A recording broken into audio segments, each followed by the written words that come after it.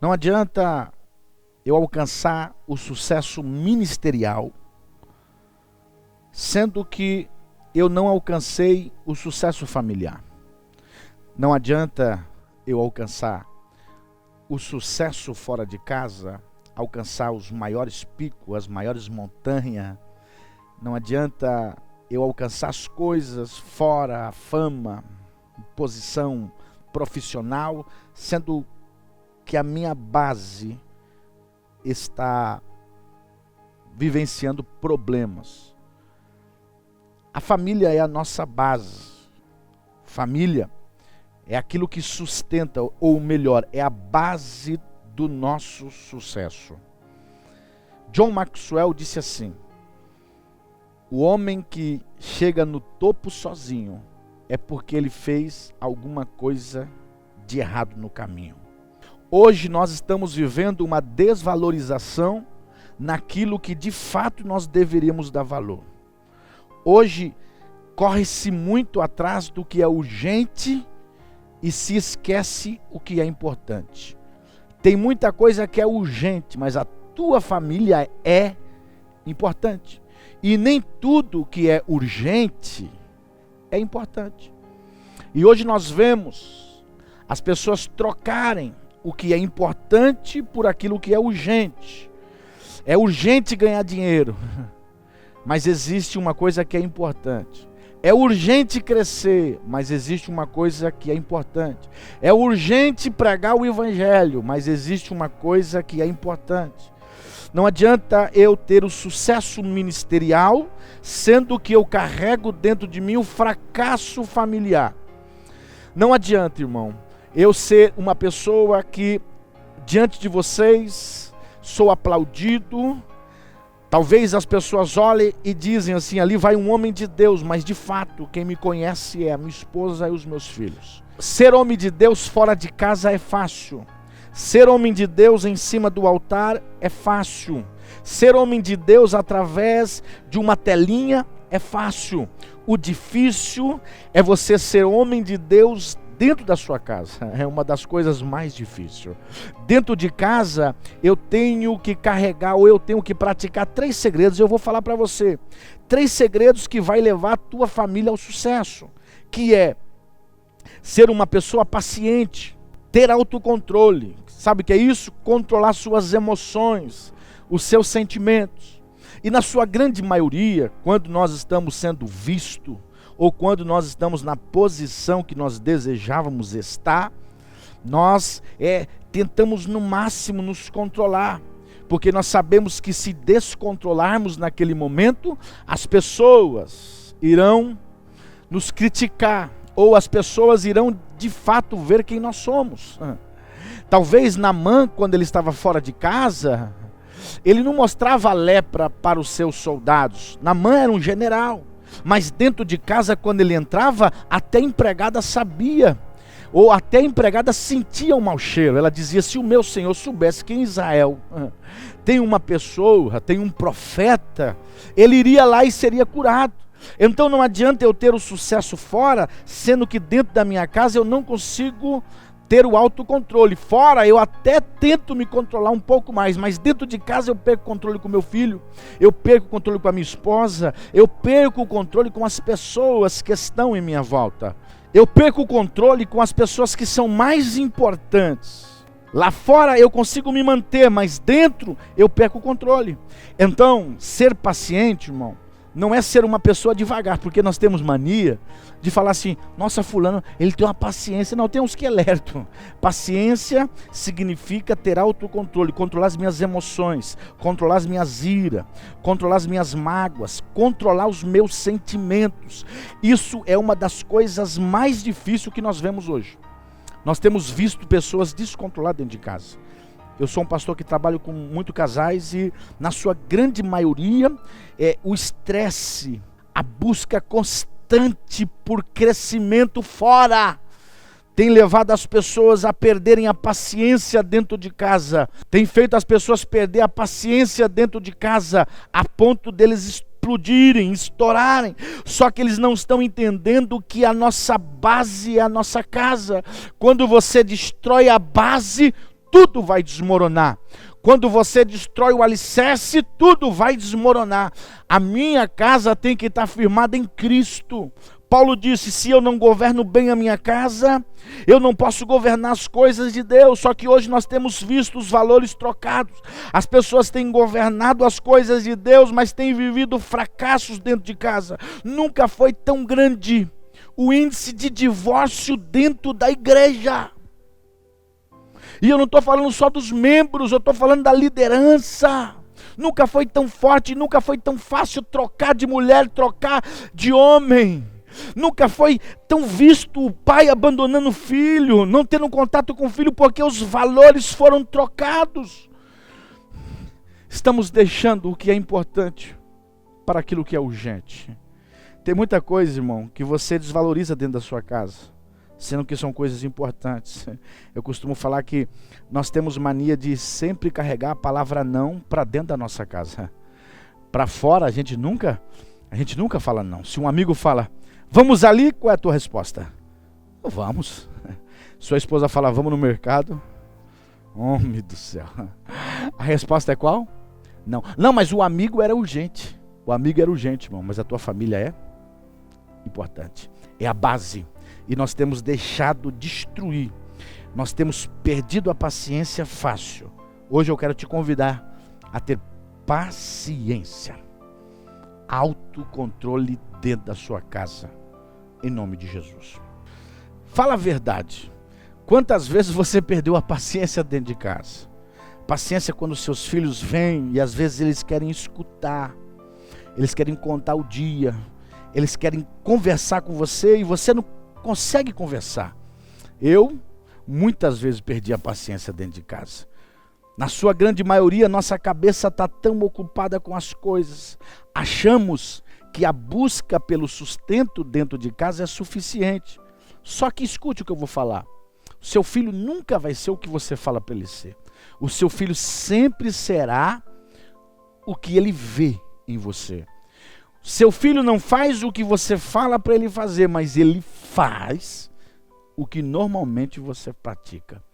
Então o sucesso está relacionado à paciência. Eu consegui mostrar autocontrole mesmo quando eu estou perdendo, estou com o pavio curto, estou para explodir dentro de casa, eu não posso explodir. Dentro de casa é a minha estrutura, é onde eu tenho que ter refrigério, aonde eu tenho que ter paz. Isso também serve para as mulheres, não só os homens. Mas existe um momento, mulheres, que nós precisamos ter paz dentro de casa. A nossa casa tem que ser um lugar de paz. Todas as vezes que a nossa casa vira uma guerra, eu costumo falar que quando o anjo visitou Abraão, a Bíblia fala que Abraão estava fora da tenda. Havia uma crise dentro da tenda. Um sol muito ardente no deserto, isso era 11 horas. Era 11 horas e Abraão estava no sol lá fora e o anjo visitou Abraão. Sara estava dentro de casa.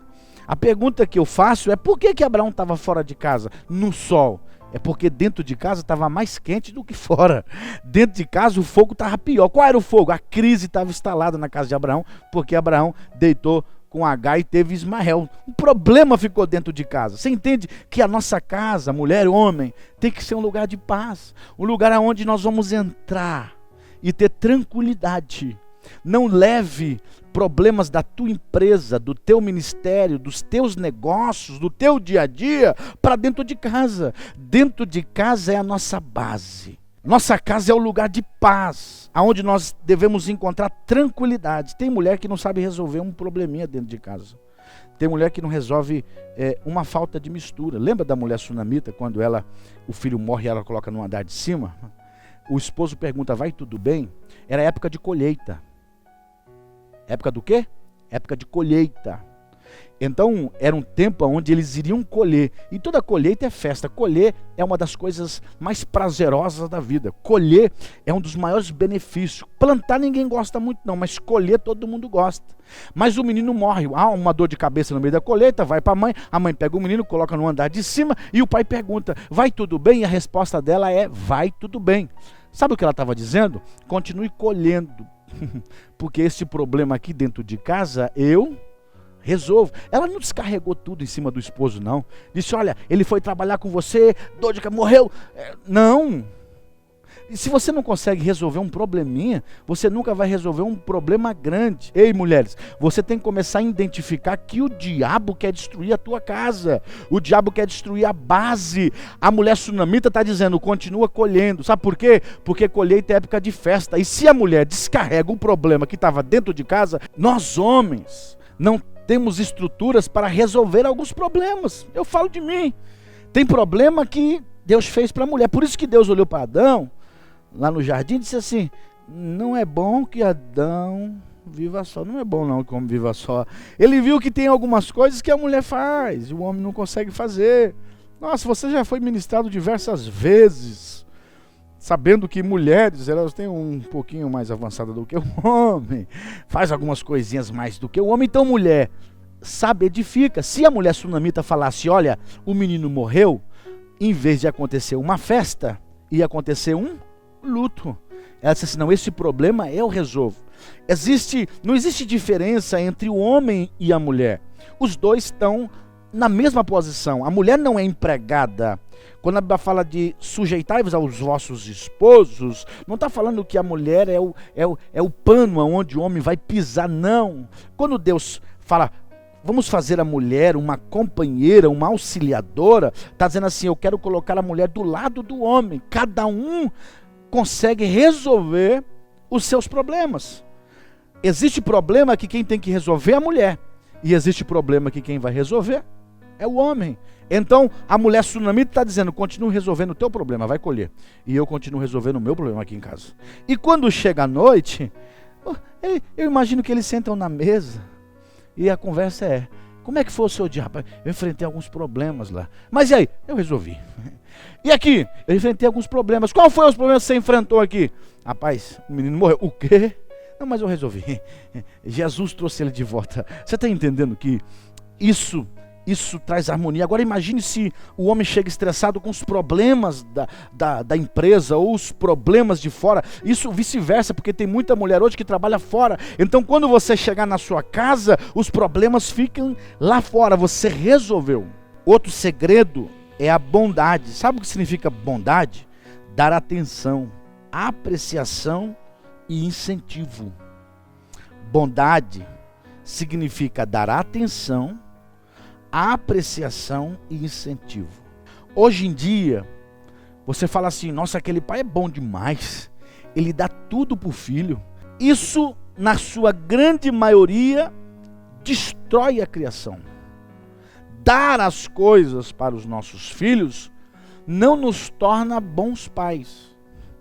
Dar do melhor para os nossos filhos não nos torna referência. Davi dava tudo para os filhos. Davi foi um ótimo rei, mas um péssimo pai.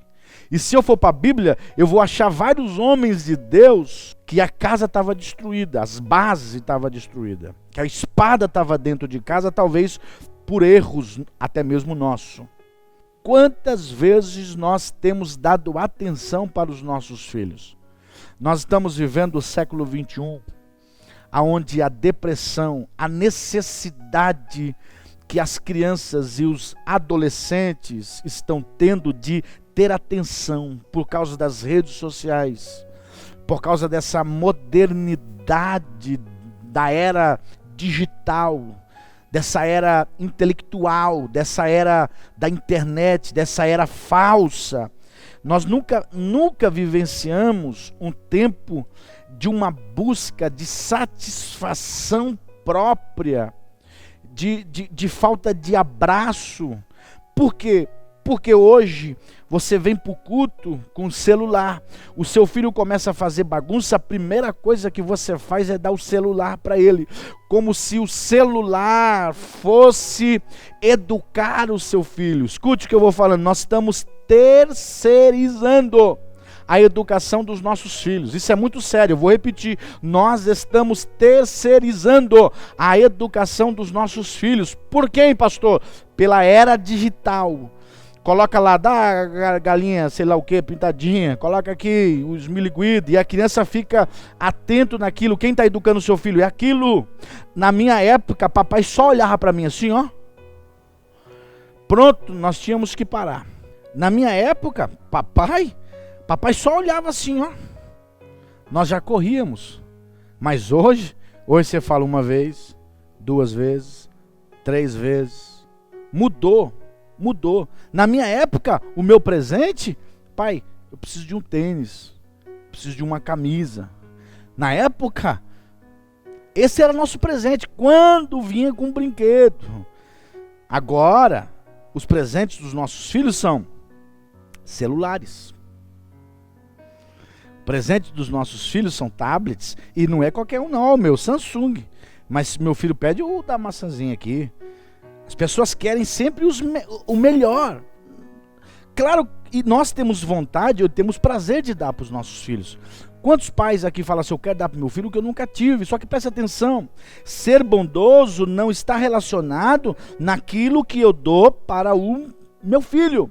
Ser bom é dar atenção, porque nós terceirizamos a educação.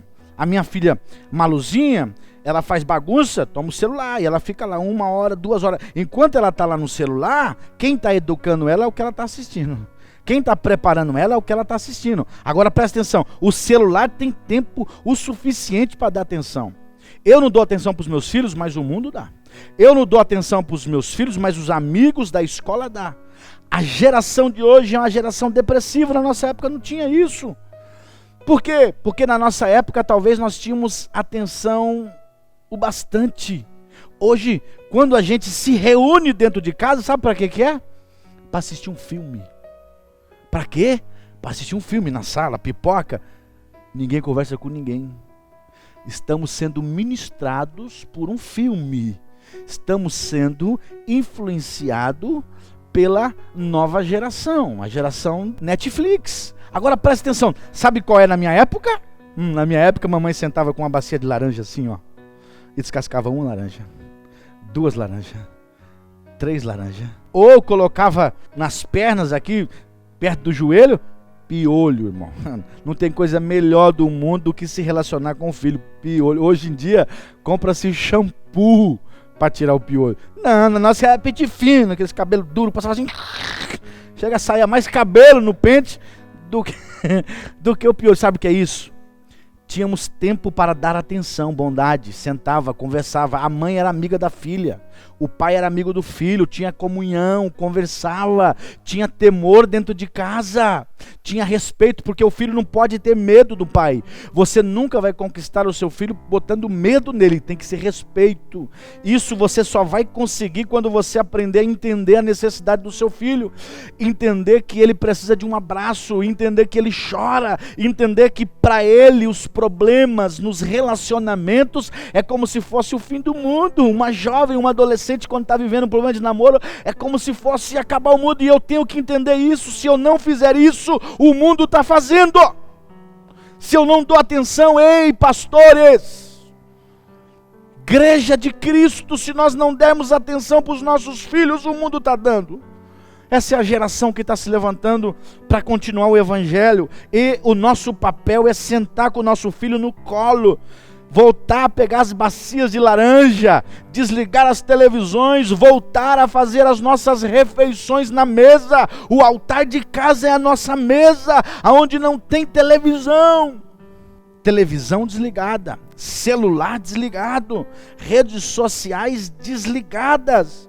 Naquele momento é o momento que você vai entregar e você vai mostrar que você é bom. Senta, escuta mais do que você fala, pai. Escuta o seu filho. Tenha paciência, tenha autocontrole.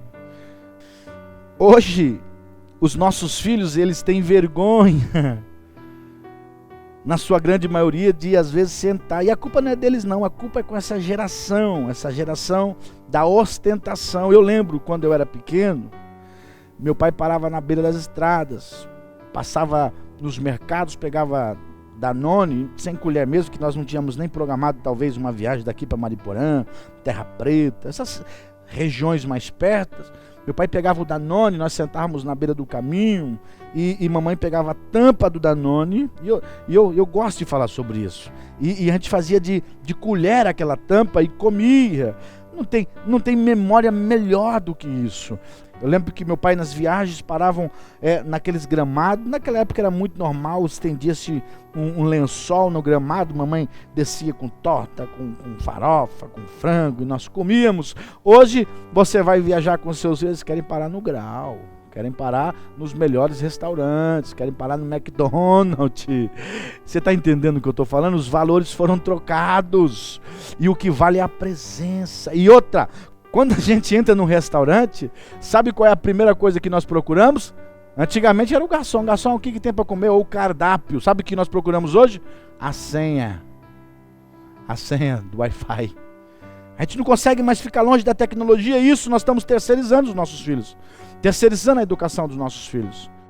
Não terceirize a educação da sua casa. Porque se você terceirizar, automaticamente nós estamos criando ou empurrando os nossos filhos para um penhasco. Talvez um penhasco, um abismo sem volta. Dê atenção aos teus filhos. Dê atenção aos seus filhos. Eu não consigo receber incentivo de alguém que nunca parou para me ouvir. Presta atenção. Eu tenho muitos amigos e muitos falam assim: não, pastor, presta atenção. Tentam me dar uma diretriz, um direcionamento. Na sua grande maioria eu vou medir duas coisas. Esse camarada nunca me ouviu. Ele nunca sentou para ouvir a minha história. Então ele nunca vai conseguir me incentivar. Ele me conhece através das redes sociais, ele me conhece através do altar, ou ele me conhece de vista. Quem me conhece das redes sociais, quem me conhece no altar e quem me conhece de vista, nunca vai conseguir me incentivar. Consegue me incentivar quem senta do meu lado e consegue me ouvir quem conhece a minha história. Terceiro segredo é ser humilde. A palavra humildade não está relacionado a comportamento visual. A palavra humildade está relacionado a ações, a posicionamentos. O humilde não significa que ele não vai errar, mas o humilde erra e reconhece rapidamente os teus erros. Ser humilde é reconhecer as minhas limitações e as minhas falhas. É ser autêntico, sem pretensão, orgulho ou arrogância. Tudo que eu tenho que fazer, eu faço por amor. Dentro de casa, eu não posso deixar o orgulho tomar conta da minha alma. Não posso deixar o orgulho tomar conta da minha vaidade.